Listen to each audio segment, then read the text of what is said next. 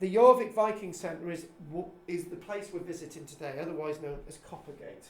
And I know that most of you in the room, we were going to next year's trip was actually going to go to York, but because nobody on their questionnaires put York, we decided to scrap it.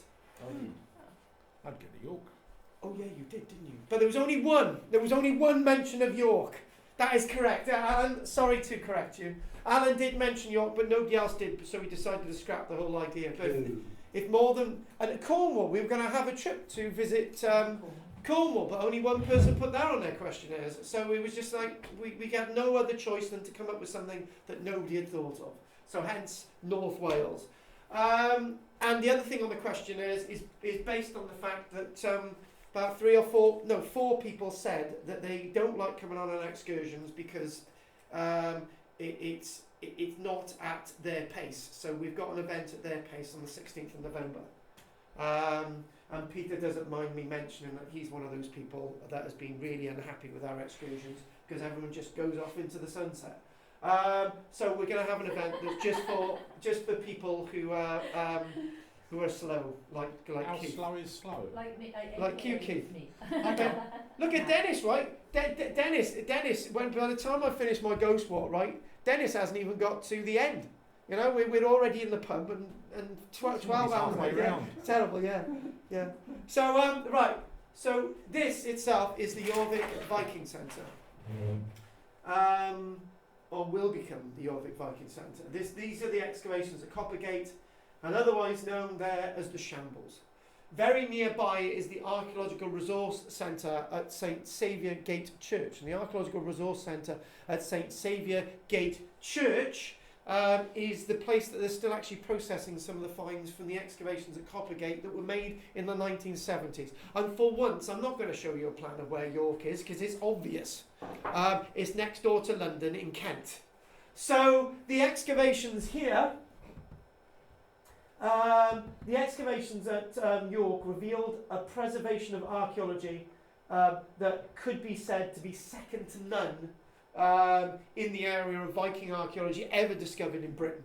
And other than the excavations in Dublin, which have been made over the years, the archaeology that was recovered at the old Roman site at Eberacum, otherwise known as Jorvik, today known as York. The preservation of some of the structures at York itself were up to about 2 metres in height. So our buildings still standing 2 metres in height, which were last used 1,000 years ago, is absolutely staggering.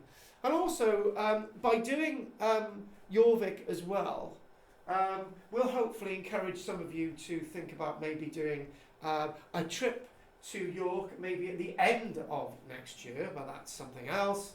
And one of the problems with doing these lectures now is that I'm down my entire 6 members of my Ironside class because they've all decided to go off and visit the places that we've been doing in the lectures. So I'm not able to have a whole class for the next 2 weeks now. So this is how much these lectures are sort of influencing people to visit these places. We're actually doing places that you can actually visit, other than doing sites that are just humps and bumps in the field that you can't exactly visit, like the Kyamid Roman Villa. So it's not very clear at all, but the structural remains are made out of the timbers from the ships that were once anchored at York.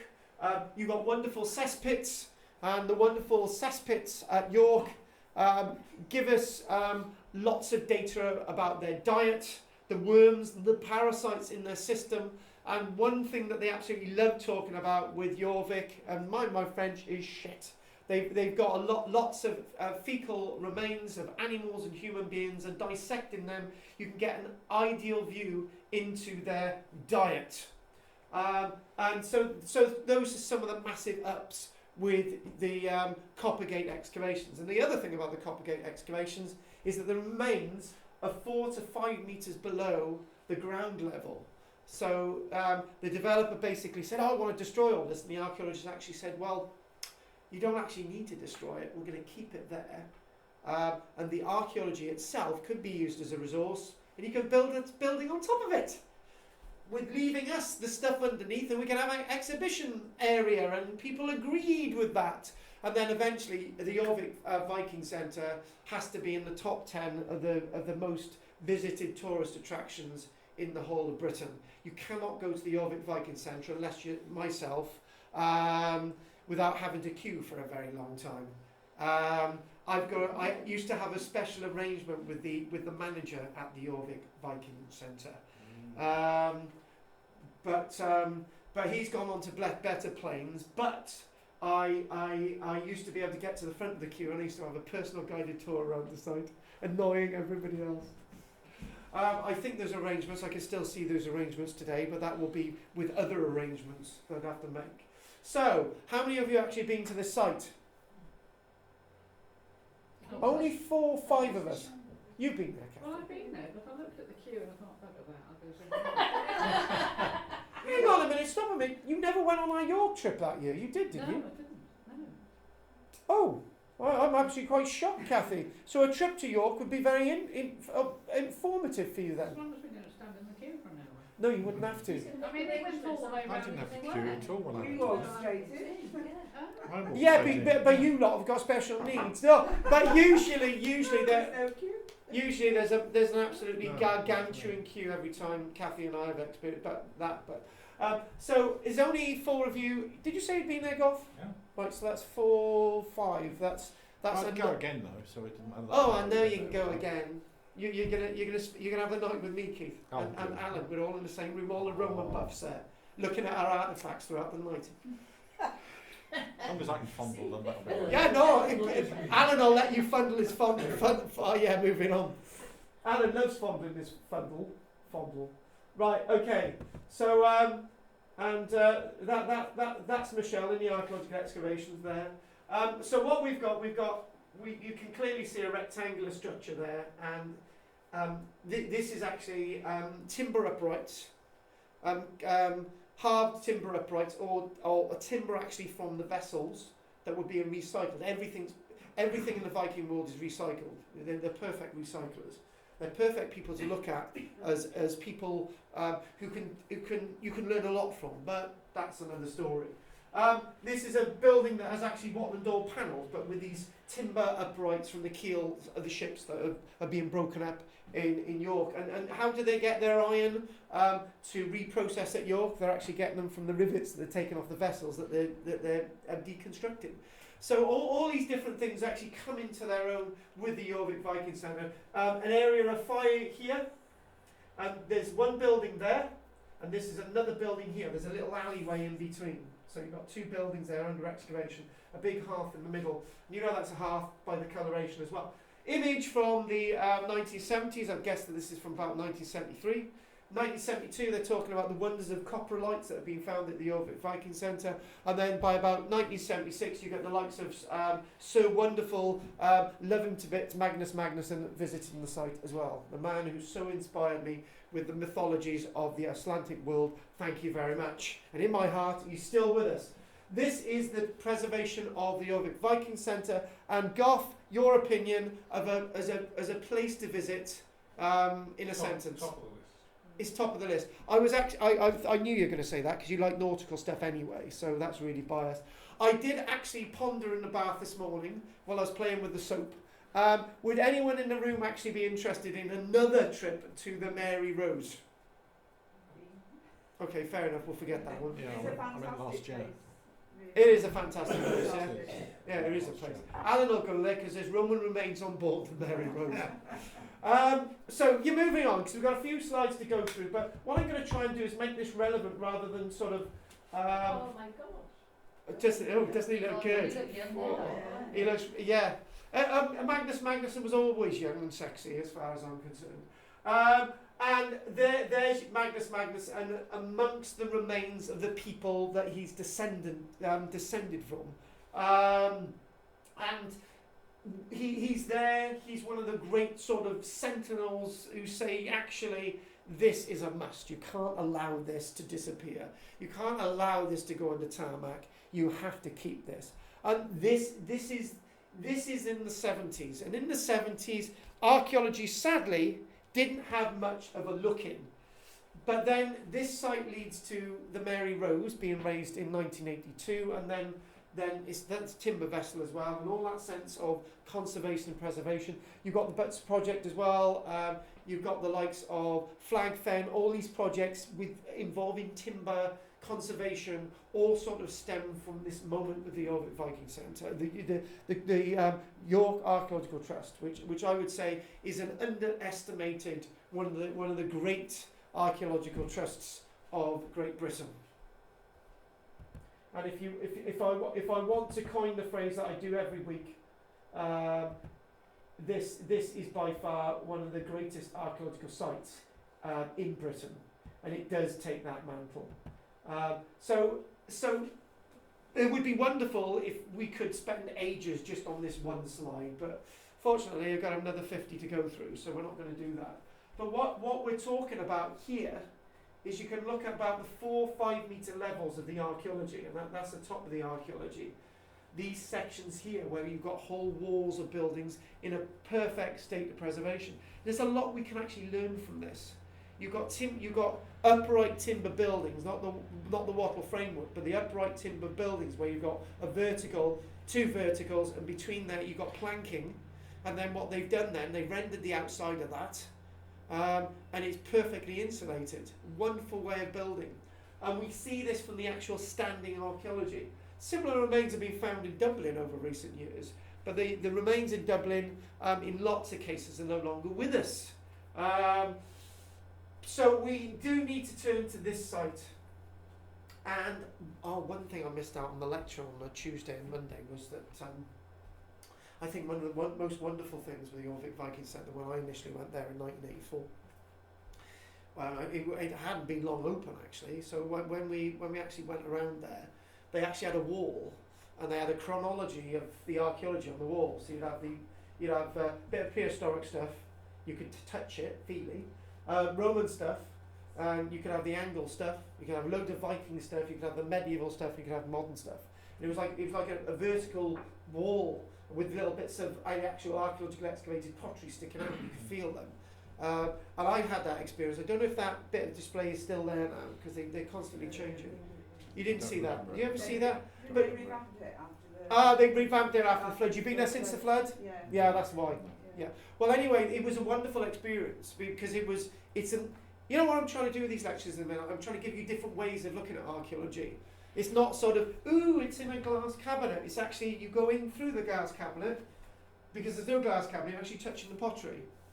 It was a really weird thing. You touch, you feel, and you could actually see it. So that was a new way of looking at it. And like the project that we looked at last week, Flag Fen, those that were here last week, when I said about Flag Fen, you've got stuff in cabinets, and you can actually go down and actually see where the stuff was found, or you can actually get an idea of reconstruction. This is where archaeology really starts to come into its own. So this here, you've obviously got down here some of the Roman stuff, because the Roman stuff predates the Viking stuff, and it's just sticking out there. Do you know what, right? For the life of me, I've got no idea what this Roman stuff is. You know, a bit of tile wall and all the rest of it. But I'm sure if you go there, they will actually tell you what that is. That's not destroyed. That's still there, because that's before the Viking stuff, and it needn't go anywhere. So it's a world within a world that you actually touch and see and experience with the little car experience that you have going around the reconstructed remains. And I'm so pleased they managed to get the museum up and running after the flood. I think they managed to get it up and running quite quickly, actually, within about 5 or 6 months or something. Did you actually book before the flood and you were told that you couldn't get your tickets, or you booked after? We went on a trip. Yeah, you went on a trip. I think the most rewarding thing about the Viking experience in York is actually understanding that after the flood they were able to put it all back together again. Why is that so important? To be able to do that, we really start to understand and interpret the past. We're able to know how that part of the past is going together. That's where archaeology comes in importance. You know, if something's lost, you need to be able to recover it. This is what we're doing with your Viking Centre. So many times in the past, we hear about archaeological sites. Well, 90% of all the artefacts that were excavated by John Story at the Kymede Roman Villa don't exist anymore. They've all disappeared, right? We don't have photographs and images of lots of this stuff, right? But anything goes wrong here, we're able to reconstruct it all. It's great. So this is why this type of archaeology comes into its own. It's an interdisciplinary methodology of the past. Archaeology is not just archaeology anymore. It's about everything. And there's where the queue would usually be down there, all the way down the street, isn't it, Kathy? All the way around the corner, and there's the doorway. Obviously, Kathy and I have different experiences about things around you, everybody else in the room. But this was the usual experience. And the one thing as well is, looking at the drab images, and to be one quick thing, I just want to make another point that I've not made. It looks really drab around there, doesn't it? Sort of. This is where the frontage is. It looks really drab. And now, actually, even though I don't have this is basically what it looks like. It's all sort of refreshed and new, and it's brilliant. Nice slabbing, nice seated area here. It's a wonderful place to actually see. And it is strange that you've got this complete modern landscape, and just there is this Viking stuff under the surface. It's quite an amalgam between the new and the past being used to give income and jobs to people today. So in other words, archaeology is very relevant. If it can provide jobs, then let's keep doing what we're doing. And obviously, looks a bit tacky, but they're sort of trying to put the buildings together to sort of give an idea of the reconstructions.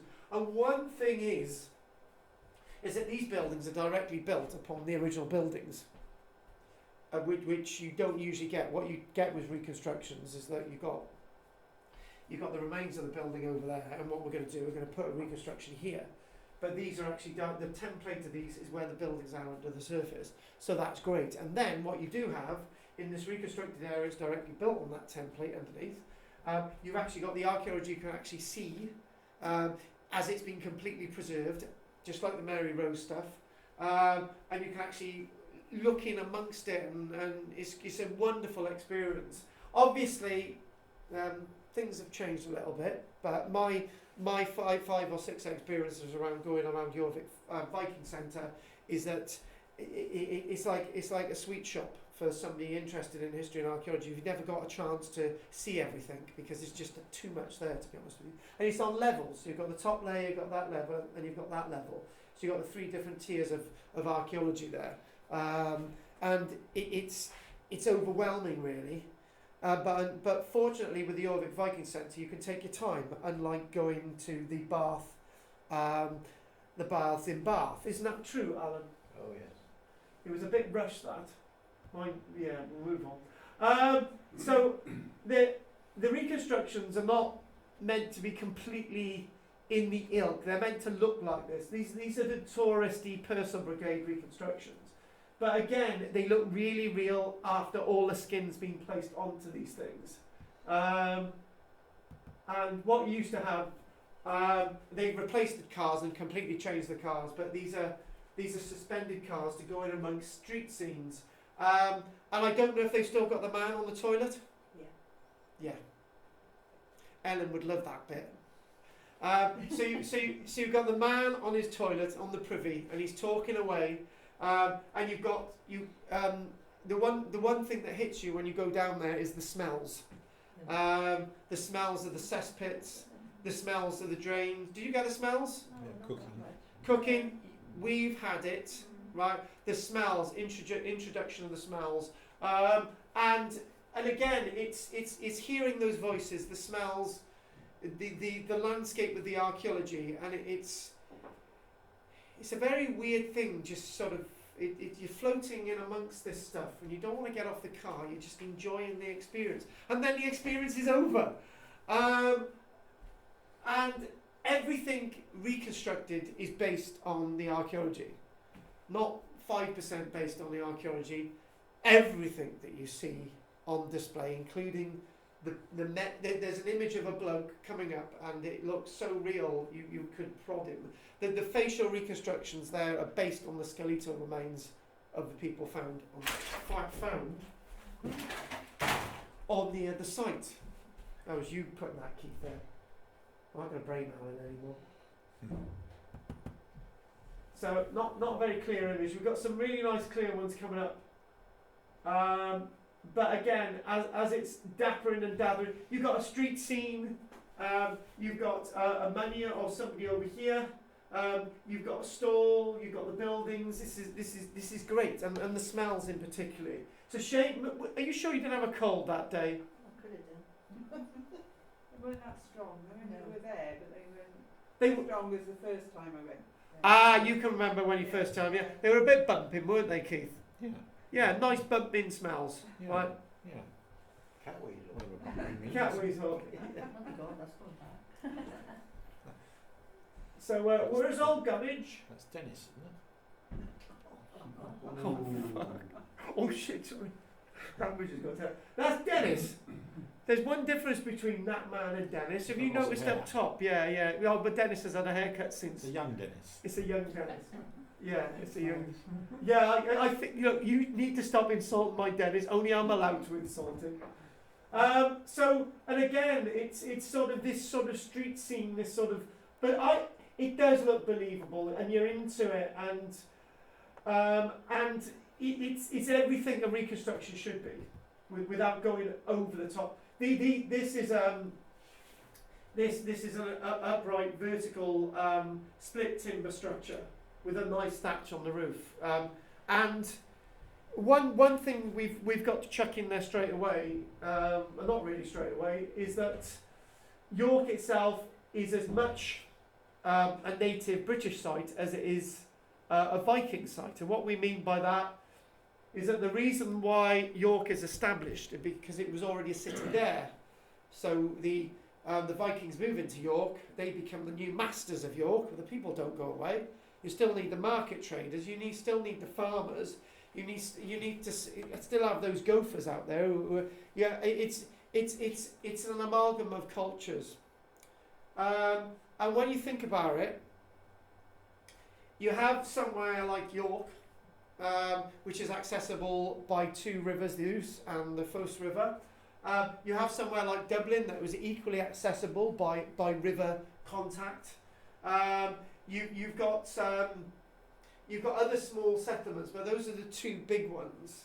And then somebody said, well, hang on a minute, why didn't the Vikings build a great city in Cardiff? That's got two rivers, no, three rivers.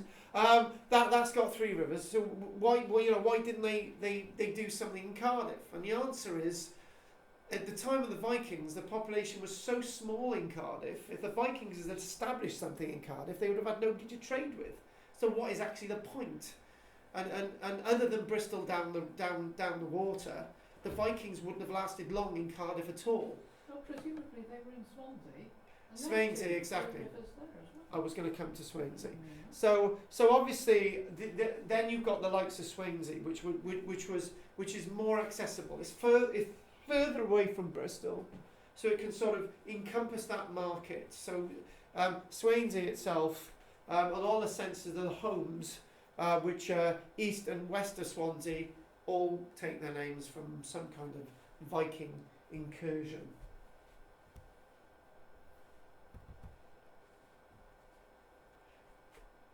Don't say it. You're not allowed to insult anyone else in the room. I know it looks like Pete a few years ago, right? But again, facial reconstructions. There's two that we see. This isn't as good as the other one that we'll look at. That looks so lifelike you can prod it. But these facial reconstructions look very good, and they're based on the skeletal remains. And it's great that they've gone to that detail, because usually in these types of things they just get a mannequin dummy and just make it look good, and hopefully you won't notice that it should be on the set of Doctor Who. But they have actually gone through that detail, which is absolutely great. And you've got the voice of this person behind this this person, this completely 3D person, and that there is how good they're getting with their reconstructions. You must have seen this one. That looks a bit more natural than the first. It does. You see this one? It's a shame. I don't know if they. Yeah, this looks a hell of a lot more natural.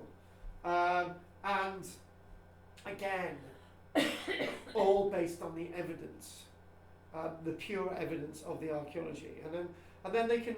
Then obviously they can continue to think, right, actually we've made a mistake with this. Maybe this person should have a smaller nose, or the eyes should be a different colour or something like that. So they're continually learning and reviving what we think about Jorvik, and in a way, You think that's too clean? oh shut up! In a way, the reason why this image is here is for another reason other than looking at Tony Robinson. The one good thing that the flood did was that they could revise some of what they've got on display, the archaeology. So in a way, there was a bit of a plus. It's a bit like Boss Castle and the Witchcraft Museum, making changes with that. Most of the stuff was saved when the flood hit Boss Castle anyway, but obviously reviving the what's on display in the cabinets. So here we go. These the parasitic worms and the grains and all the rest of it. Amazing artefacts. In 1972, York Archaeological Trust discovered a human stool feces, which dated from Viking Age York. The stool measured 195 millimeters by 50 millimeters. So that's quite long. Yeah. It was big. Yeah. It was big. It was big. They didn't let you handle it, did they, Chris? Exactly. A great big stool. Okay. Okay. Turd. Yeah. On analysis, it was found to contain eggs of parasitic worms, whipworms, and mouthworms. That's not a virus that you get on the computer. Alongside evidence of various seed peas and various pulses and so on that this individual was consuming. And as you know full well, pigs like eating human fecal matter because about a third to 10% to about a third of everything that goes through our system is not digested. Meat isn't broken down, and if you've noticed, sweet corn isn't broken down either.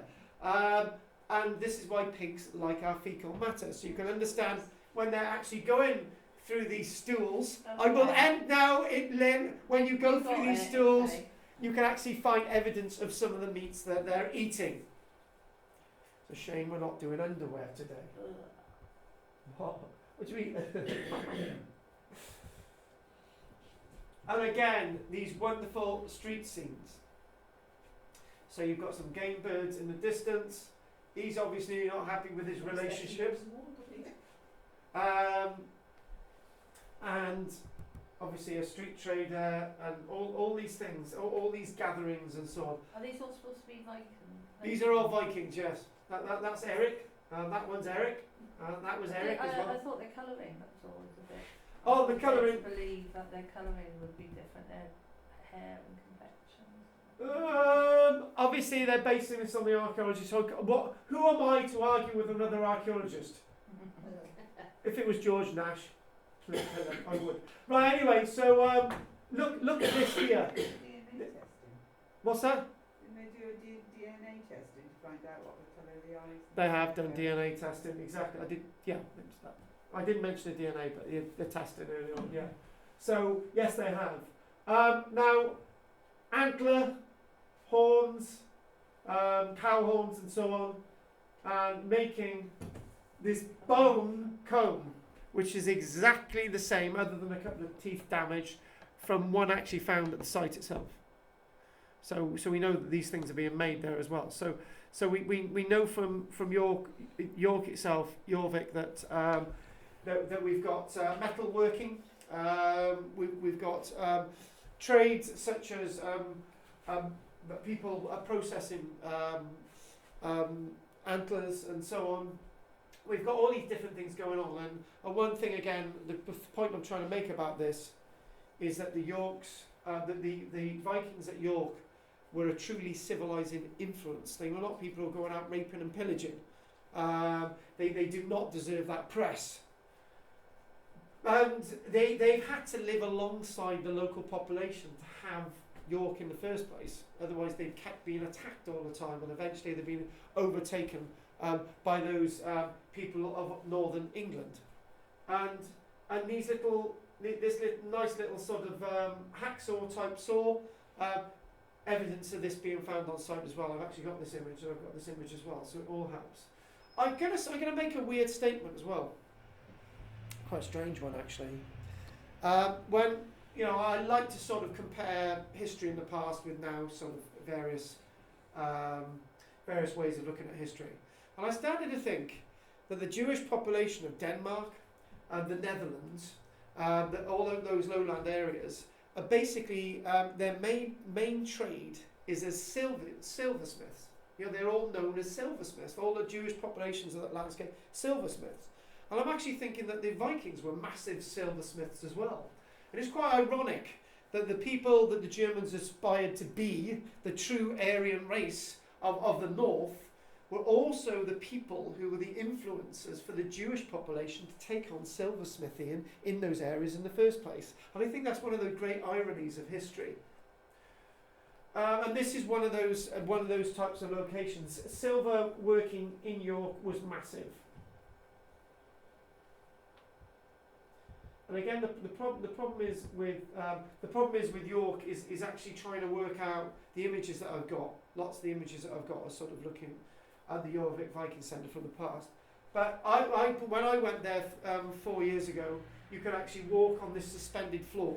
Was that there when you went there? Good, thank goodness for that.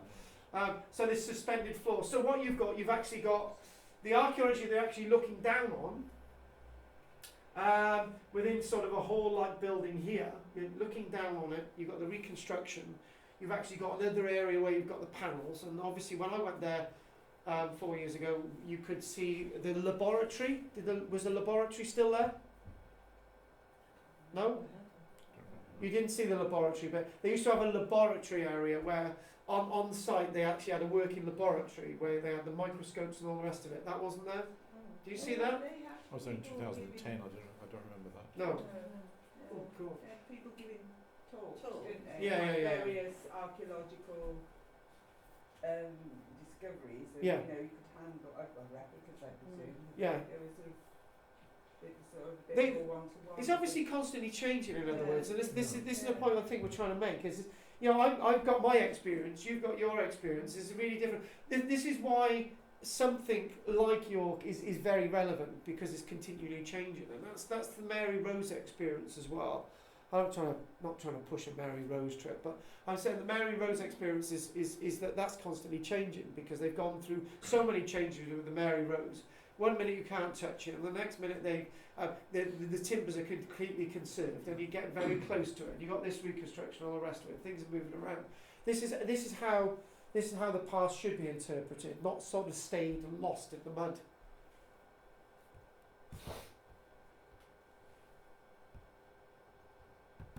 A wood turner as well, evidence that we've actually got wood turner on site with all that sense of the reconstructions.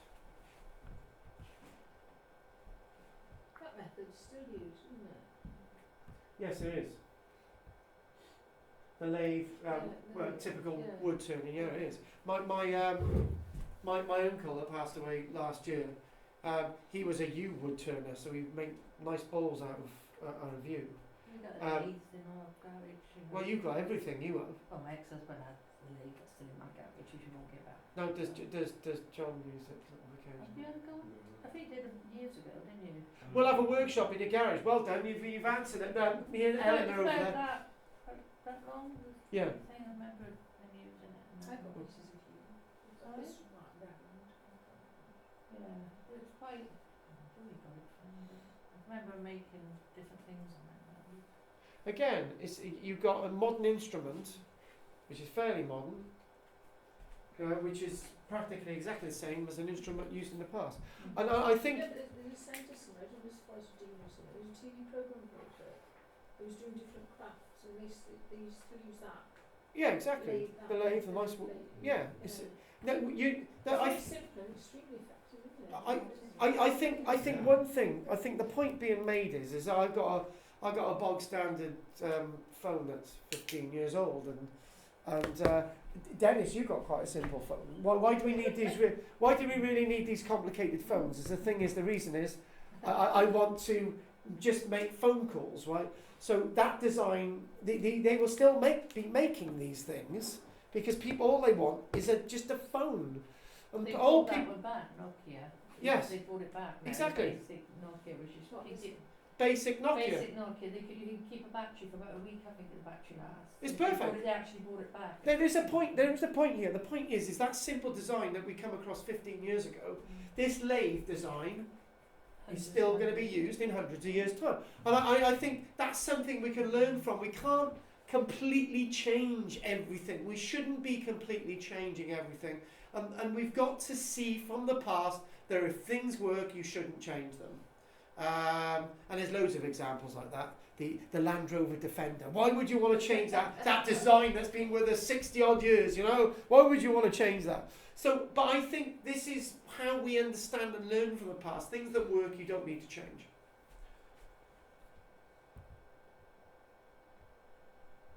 Michelle said, I'm going to stop flirting with women. So I've got to change completely. Anyway, That's going to be one of your vows, isn't it? that is one of my vows, yeah.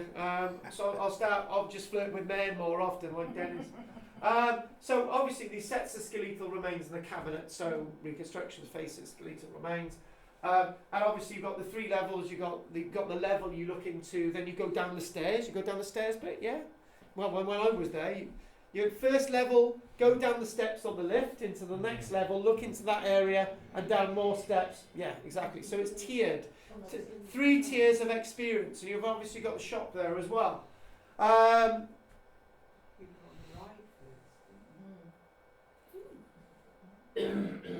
my God, that's changed quite around. Good, actually. So these human remains helping us with the reconstructions, and as I was saying last week, the most boring. The National Museum of Wales in Cardiff is absolutely shameful. The exhibits are so poor that it just makes you not want to go there again. The fact of the matter is, with something like this, you get far superior cabinets, and then you're thinking, right, what does this mean? You see in a reconstruction, you can then come back and think, right, did I understand this? And you can see some of the reconstructed artefacts, and you can say, actually, how are these used? Oh, I know. Oh, that round thing, I didn't really understand what it was in the cabinet. I didn't know what it was. It's actually part of the lathe system, you know. Or you've got a bit of chain there. What's the chain used for? And all these different things. And you can go back and understand the cabinets, and it makes things really accessible. And you can handle things as well. Handle the past. And it's, I think this is where we're going. The old idea of the museum just looking at things in cabinets is just gone. It just doesn't work anymore. And this full experience, this full-on experience, is what we all need. And what we're going to do then, we're going to actually have a break.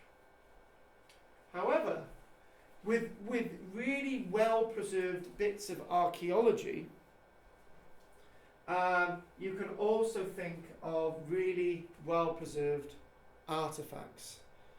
Now, I've said about the civilizing influence of the Vikings at York.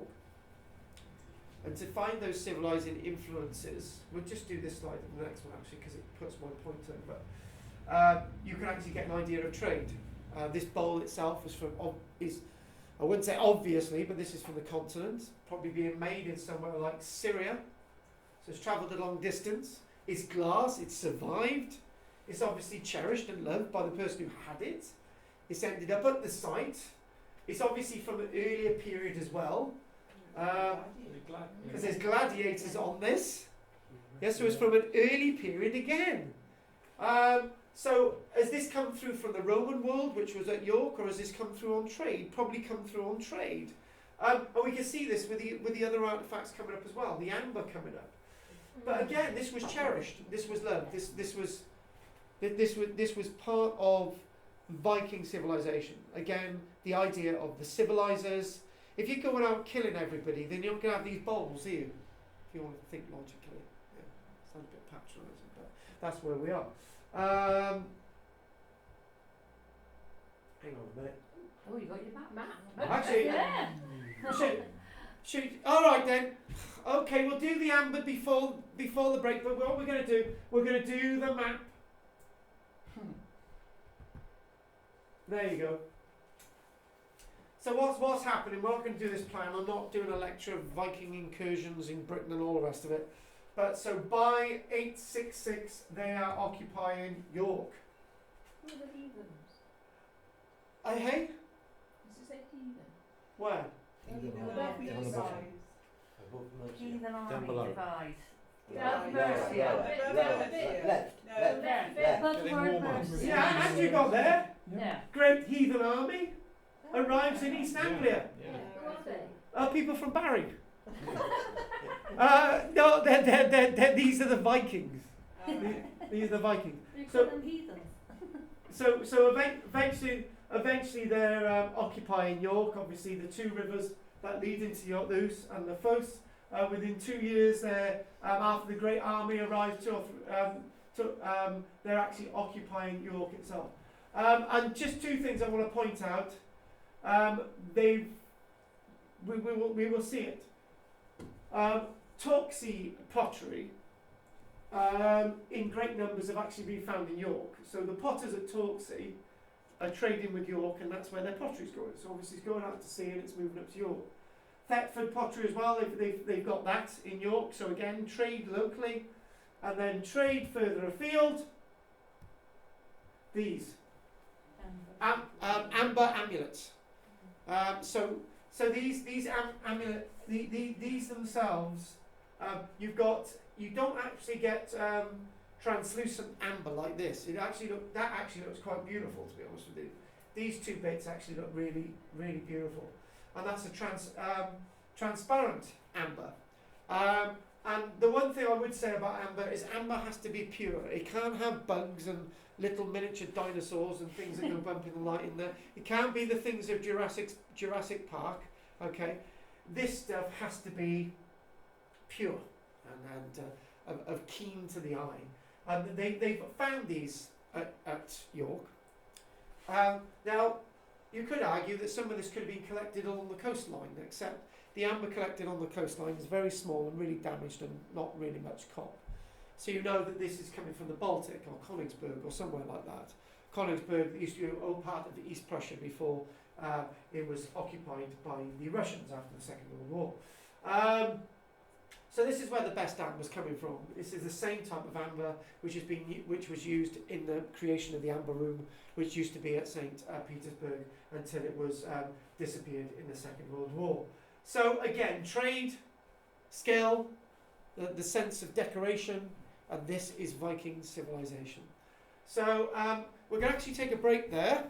And what I'm going to do is, anyone interested in any of these trips, the 16th, the trip to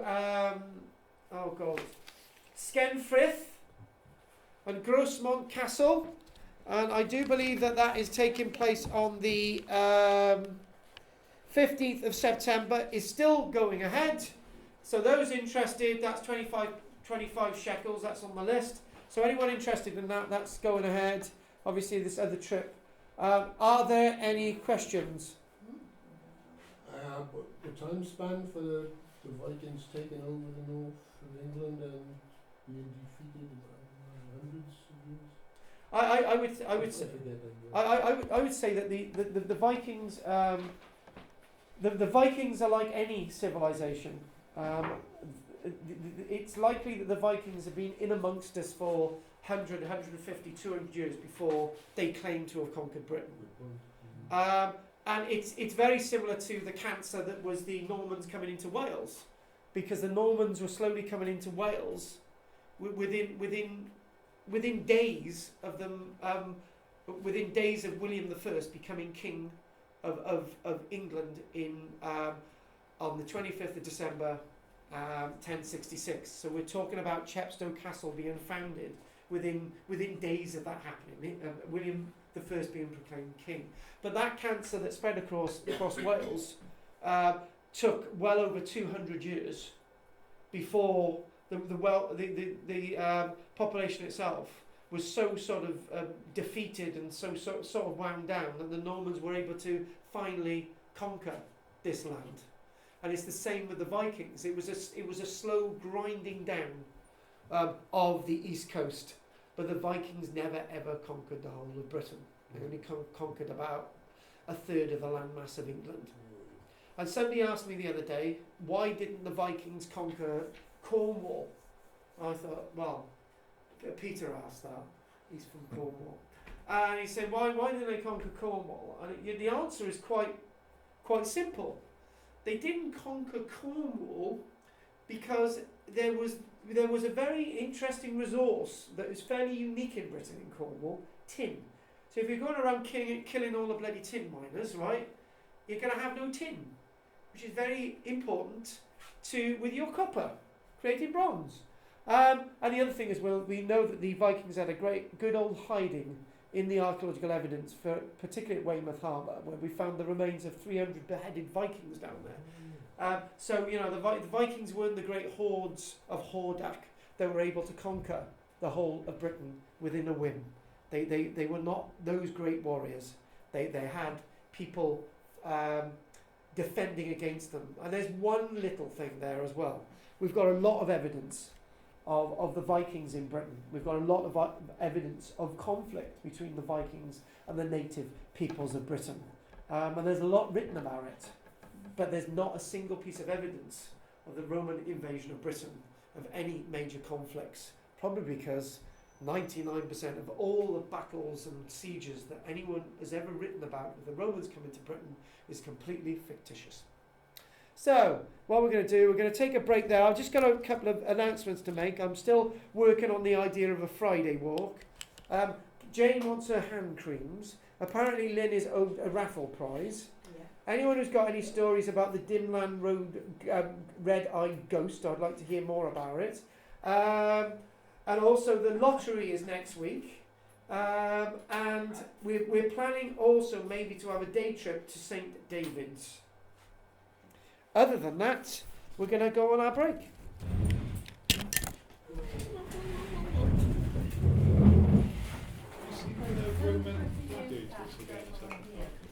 The Roman gladiators, what's this? It's the milk for... Metiarius, and it looks like a... Manilo, a second, Sika. Do you want to look on you? Yeah,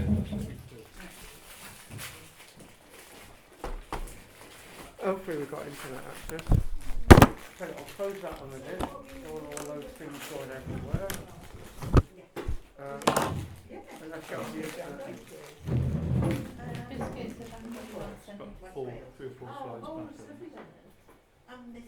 Oh, I thought you wanted to have another look on the internet. The Oh, the guy. Actually, we'll zoom in on it.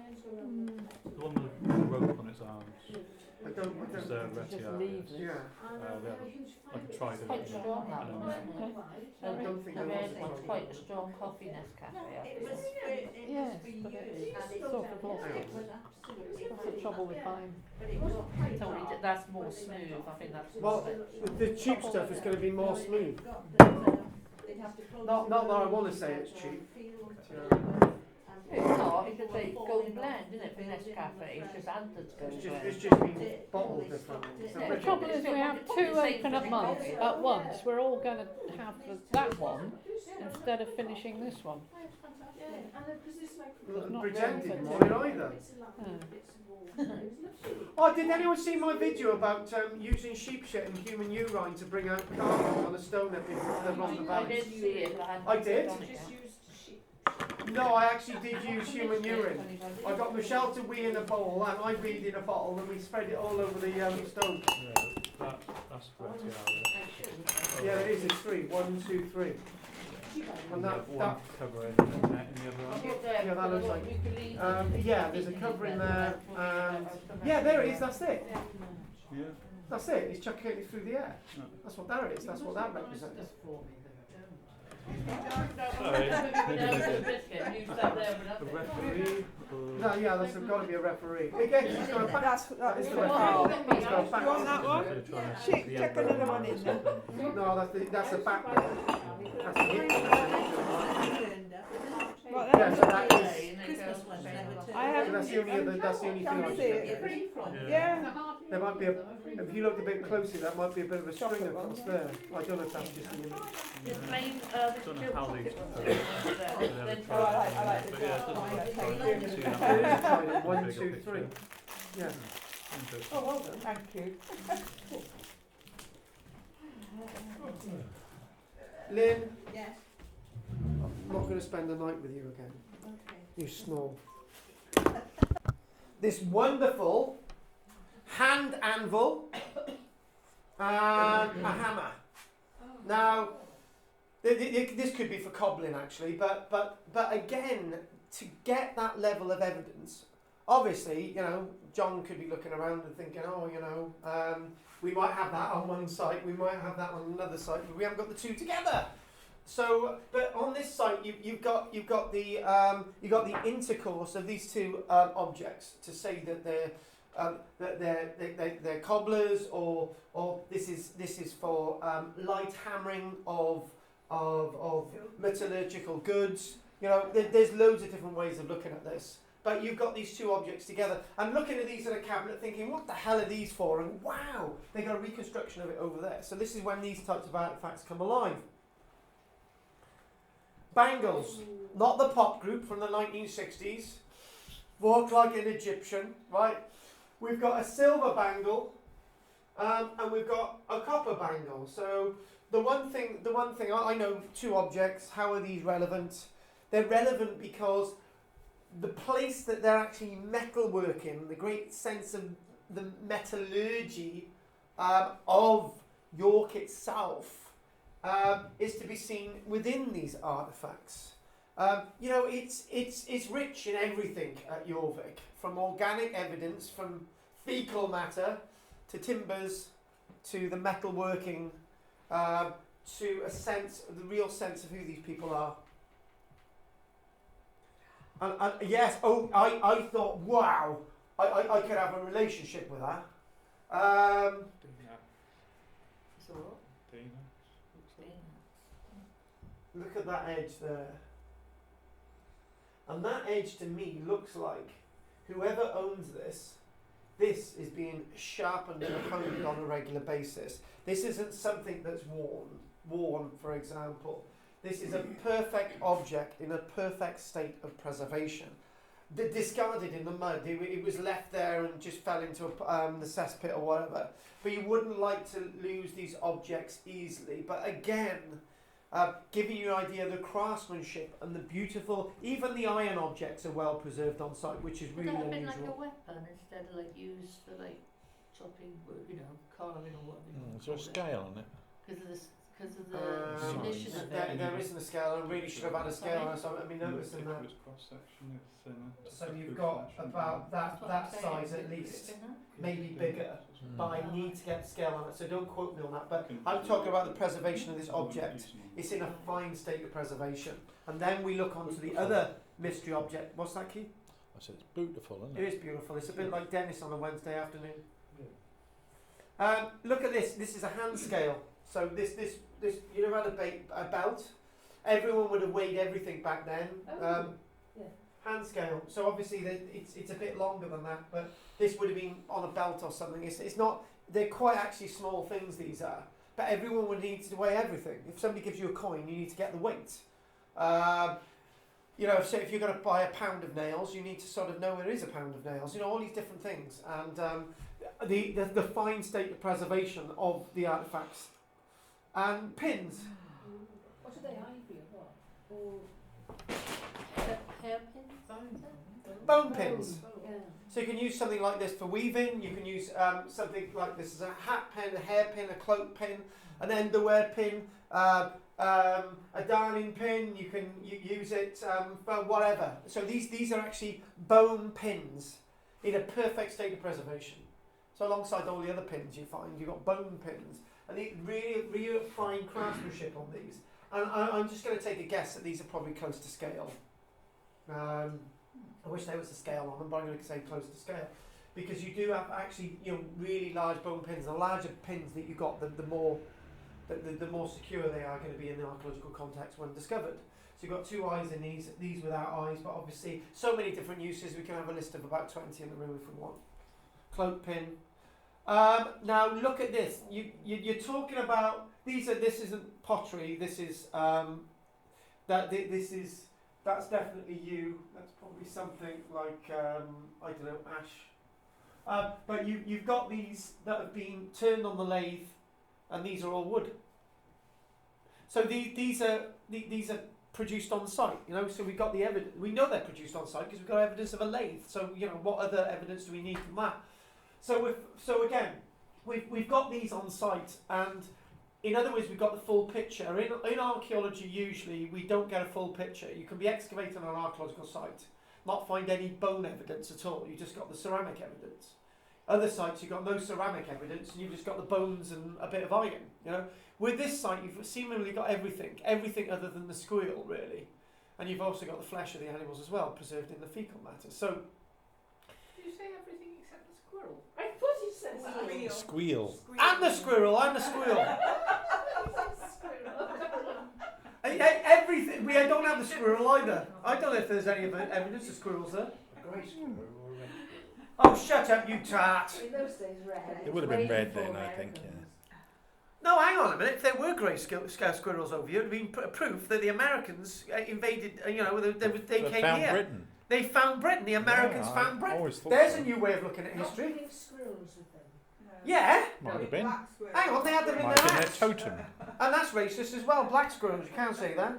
I never said Squirrels of colour. Squirrels. Hey, there's a pop group there, isn't there? Right, so look at these. And the descriptions are on site, and I'm sure Goff will remember this, that there's evidence that these panel-built buildings, these board plank buildings are actually evidence that they're actually from vessels.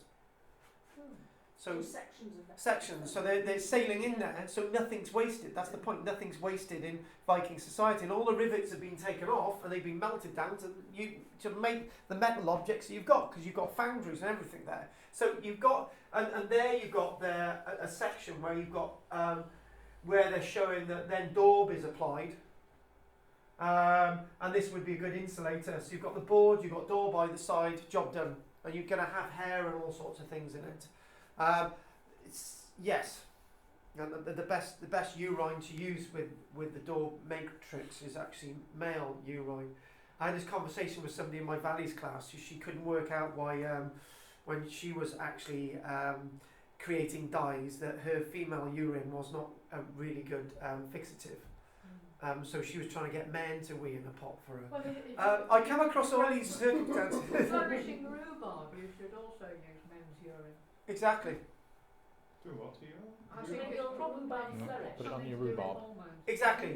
And actually, They beans. used it for tanning, didn't they? Yeah, and beans as well. And actually, she's single now because she got rid of her bloke because she had an argument with him over the urine. My daughter just bought some rhubarb. She wasn't very impressed, and I don't think she's going to follow my advice. Do you know what? I'd use grow more. You're supposed to plant rhubarb next to your compost heap because they like moist nutrition. Lynn's got a pot outside her house. Instead of weeing in there, they chuck pins in there thinking she's a witch. Anyway. So look at this here. Are you sure that's not modern? No! That's for castrating. Oh. No, so this is exactly the type of thing my granddad would have had in his shed. There's no different. For what? My dad would have, yeah. Cutting rhubarb. Yeah. So obviously pliers before they had the electric wires. See, pliers before they had the Oh, electric. this is York, isn't it? Why- They do have it's- rhubarb, don't they? Exactly, they do have That's- rhubarb. that's rhubarb. God, let's just move on from this. But look at that. Isn't that the type of thing that our granddad would have had in his shed? Yes. Yeah. Ellen's got some, haven't you? Ellen's got some of them. Exactly. Yeah. Many things. I saw it there. Not for dismembering. Hang on, you've been to her house. Been to a surgery. When she was in Oh yeah, well that's true, isn't it? That's true. So this is actually a die. The die itself is actually a coin that, vehicle. yeah, that's the type of size coin, a Viking penny. And they found dies on site, which would indicate if you've got dies on site, they've got a mint there. Do you know, it all comes together. You can say, oh, you've got these coins here that might be made in York, we don't know. But when you've got a die, it's obvious. So this is one of those great things at York that you can actually, that you can make your own coin. This itself, this is a compact cone. So it just comes out of there into the sheath then, and this is as they found it. So you've got this is in 3 sections. So you've got this actually this teeth section.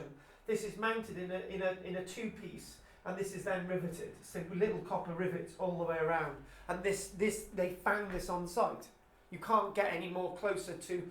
They found this on site. You've got all the evidence that they got the material that this is made out of on site. So you can't have any more presumptions than that. They're actually making these there as well.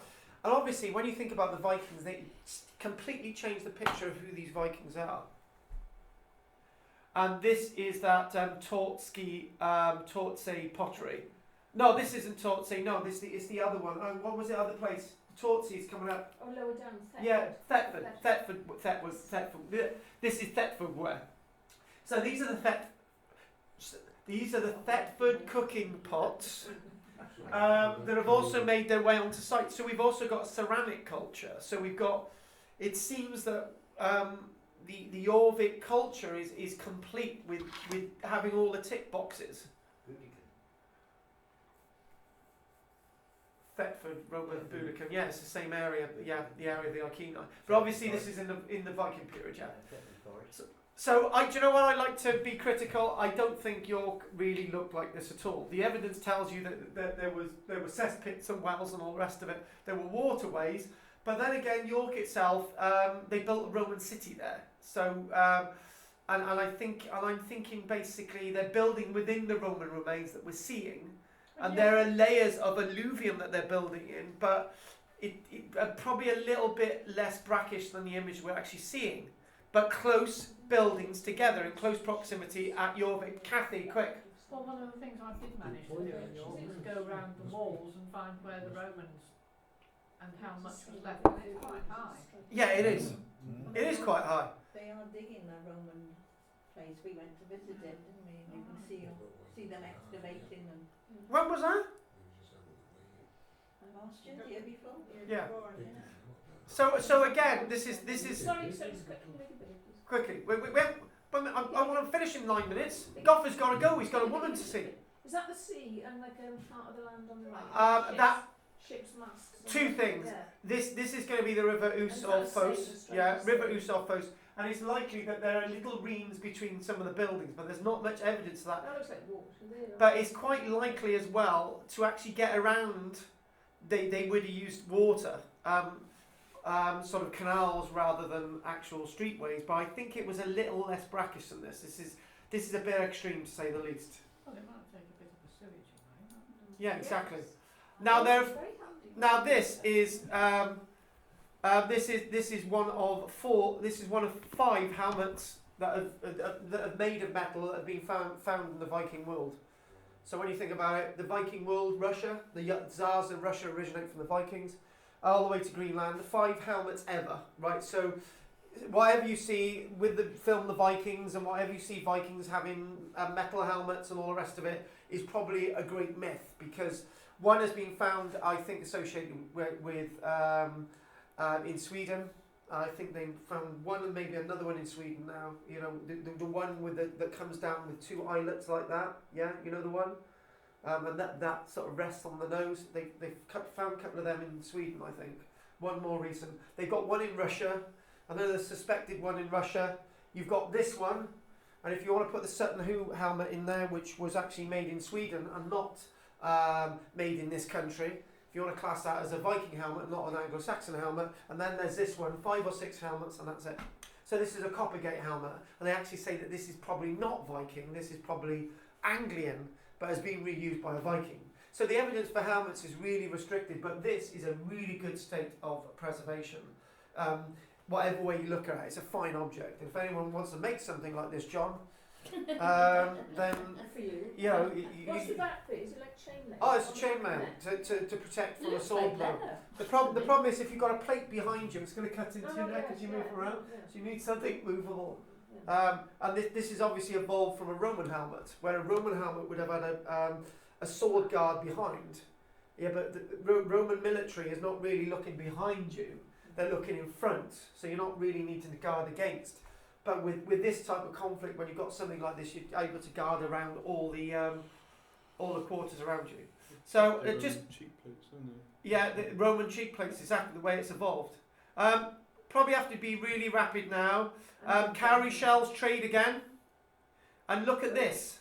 Is this a dice? This is a pop. Playing? You can't call it a dice, it's a die. Oh, right. Die. So I thought it was like a playing thing. this is a playing piece. Die is the goal. Yeah. Oh, I see. He's being picky. Yeah. You. Oh, I'm telling you now, and you'd never use that one against me. Anyway, plural, singular, dice. Dice is plural, die is singular. Oh, right. Sorry, I just to wind you up there, Alan.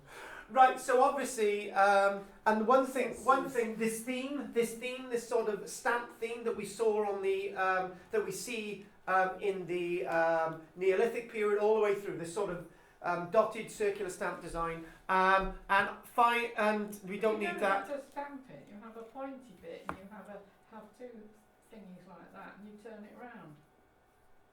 Oh, you're right. Yeah, you are right. Right. So look at these. These are the silver ones, and these ain't gold.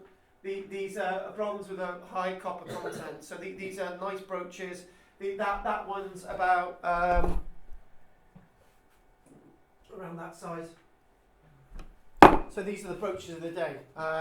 So these are obviously made on site as well. Big design, spiral designs, and actually, hang on, God.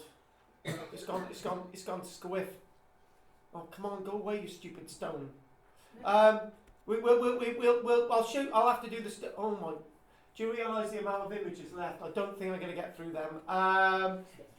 But we'll just quickly go through. And this is trying to fill in the 2 hours today as well. So let's just quickly get on. Come on. It's Lynn. She's casting her spells. I can feel it. Don't know why she does this. She's really selfish sometimes. Right, here we go. There you go, bingo. And oh God, hang on a minute. I've had it's Kathy. I know what this is. I can't remember the material. Help me. Amber? It looks like coconut shell. No, it's not amber. It's The darker one. No, it's something else. These are rings. Anyway, can't remember the material, but it's there.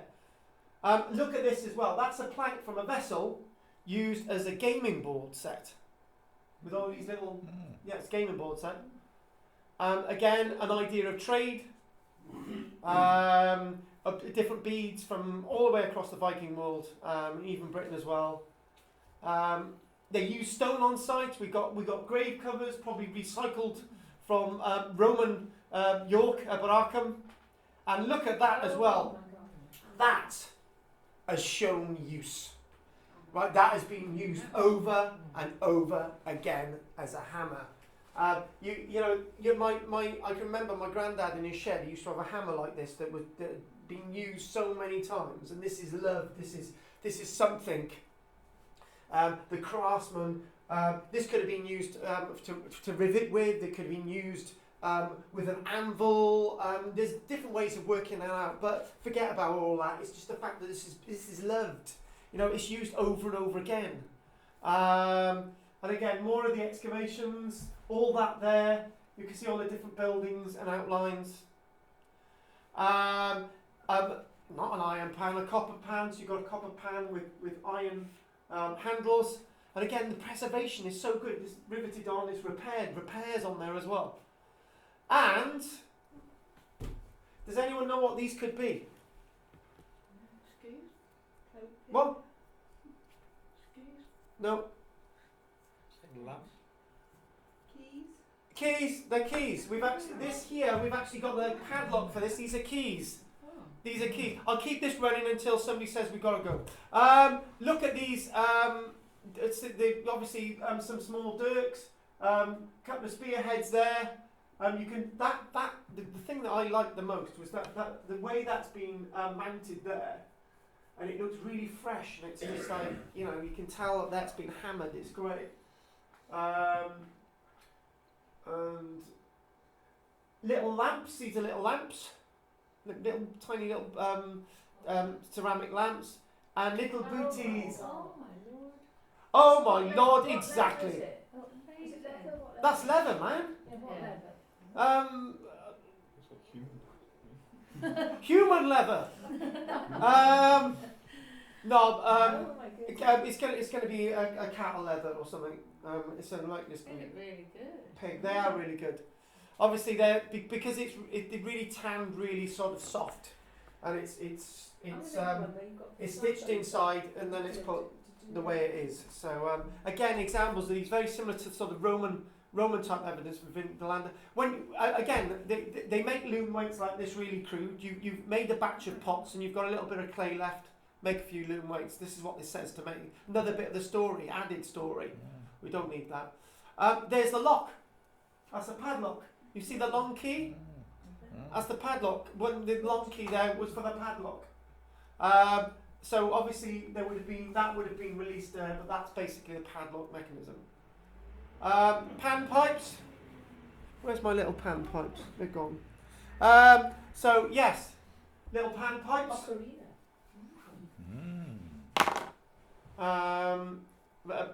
Yeah, I think these are wooden pan pipes by the looks of the grain on there, rather than bone, if I've already said that. That there is a ringed pin. So basically it's a pin with a little bit of a ring on the top, so you can use these for lots of different reasons and purposes. And rotary querns, again, they're grinding their own grain. And that there, if you put, no, it looks like a boomerang. If you put a blade there, that's a hacksaw, as we saw.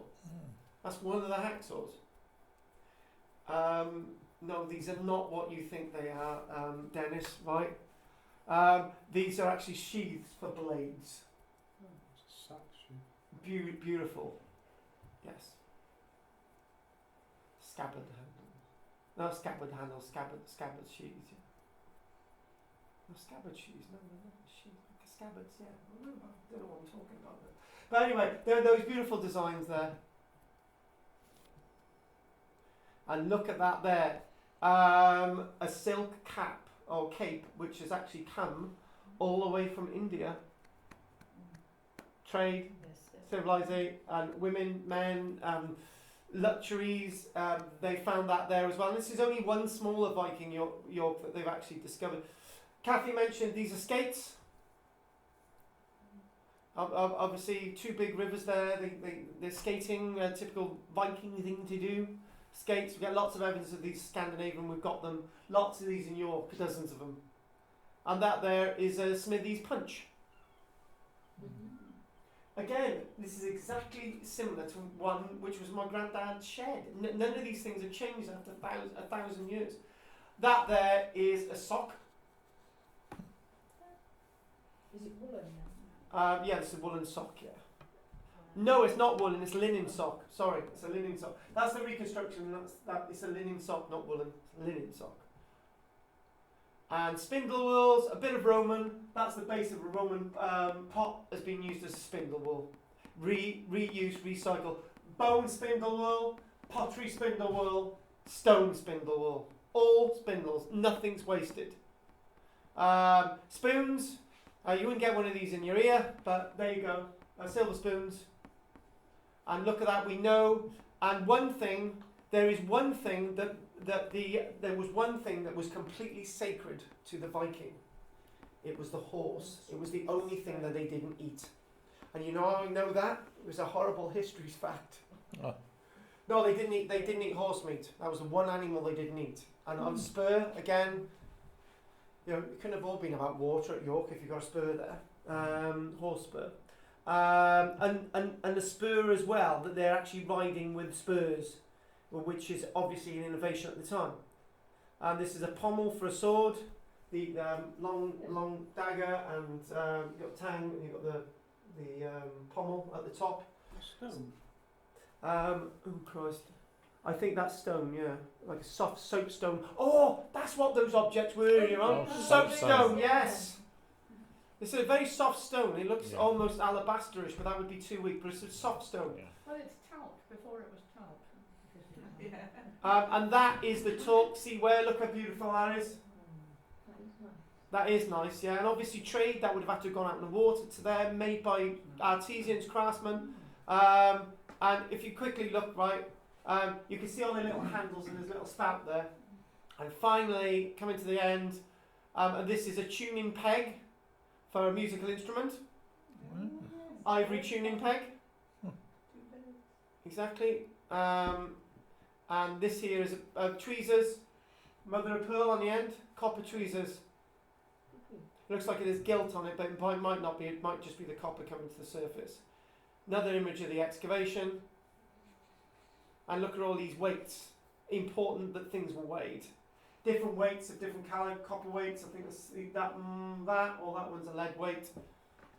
And look at this, a wicker basket found on site. Sorry to rush this at the end. Evidence, wicker basket. The preservation of the site is absolutely wonderful. A wooden box lid. Was it river mud then? It was alluvial river mud flooding from the river. I think it's the river Foss that this site is on. I'm not sure. But anyway, you've got the wooden box lid, and I do believe that's the last image. What I'm going to do, I'm not going to show you the new discovery of the carvings on the stone in the valleys that we discovered on the weekend, but we will do that next week. Are there any questions? Soapstone natural to wear, is that important? Soapstone. You can get in the Mediterranean. I know that full well, but not sure. Norwegian things are made of soapstone. Yeah. Very keen on Yes. that. Yes. Surprised me if there was some in That would make sense. Yes, that would make sense. Are there any other questions? No. No. I'm glad you enjoyed. It's one of Ellen's better lectures. Good. Yeah. So Absolutely everything made, isn't it? everything. That's the point. It was a complete. Other than It the was so self-contained. other than the squirrel, it had everything. Would have been better if it had a squirrel. I think. I think. I think. Yeah. Shut up, you stupid man. Right. Any other questions? Right. I want Dennis and the two boys to stay behind because we're gonna have a chat about the cricket score. Other than that, you've all enjoyed today, yeah? Rubbish. Thank you very much, and I will see you all next week. Splendid. A bottle of whiskey and a bottle of cider. We got another one, and a bottle of wine, and the raffle prizes this week and from last week. Thank you very much.